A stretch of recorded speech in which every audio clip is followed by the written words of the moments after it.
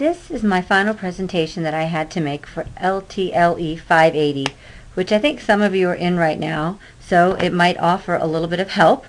We were tasked with showcasing our work in some sort of presentation form. I decided to go a little bit outside of the box. I made a PowerPoint that went back to my roots, which for me was stick figures since I cannot draw. And as you can see, the evolution of an idea, fire, candles, and then eventually a light bulb. And we'll go ahead with the presentation. Step 1, when I'm given an assignment, I get energized. I'm all excited. I'm like, woohoo, we have a presentation to do. Step 2, the creative juices, they start flowing. I get pen to paper and start putting my ideas down. I'm still smiling at this phase.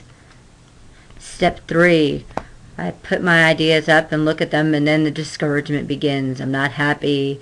I'm thinking, this sucks. I don't like it. I'm paralyzed. I'm not sure what to do. Step 4, I perseverate. This is also known as the panic phase.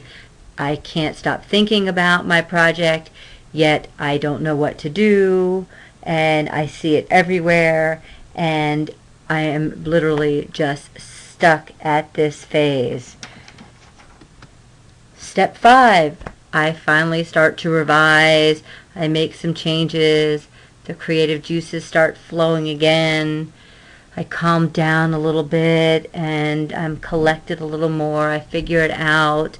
As you can see from my drawing, it looks nothing like my original piece.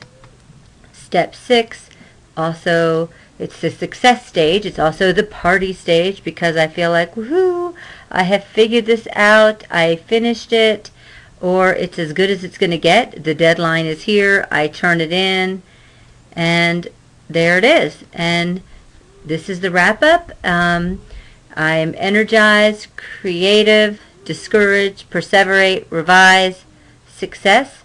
That is the evolution of my idea. Down here, this is my portfolio, because the other part of this was to showcase our portfolio. This was done, I believe, in LTLE 570, which for me was also taught by Dr. Wilcox. So I will now take you through my portfolio, which some of you may also have to do. When I created this, I tried to create it so that it would reflect me. When people came to the site, they would see a little bit of me. I love blues and purples, so I chose those types of colors. For the background of the quotes, I found an image in a free share site and edited it enough so that it was kind of mine. Each page also has some of my favorite quotes so people can get to know me through that. My tabs are fairly standard: home, education, work, and the program. I wanted to keep it as simple as possible.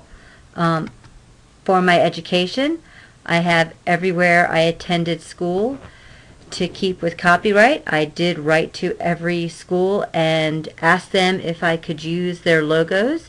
Some schools were better at others than answering me, so this was a little bit of a hassle.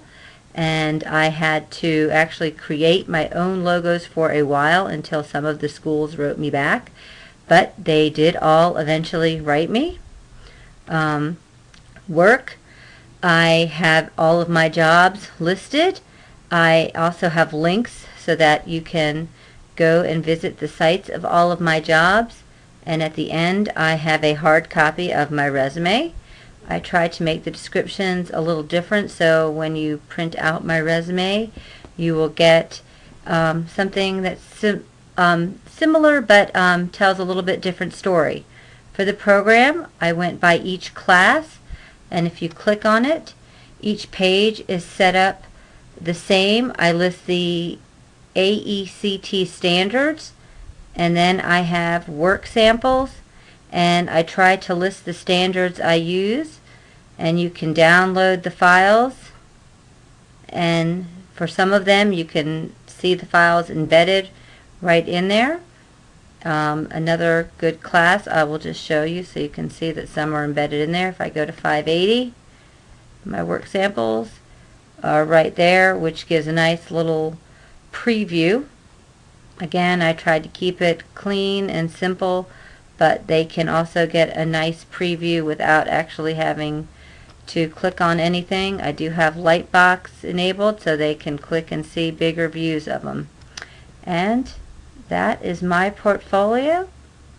Thanks for looking.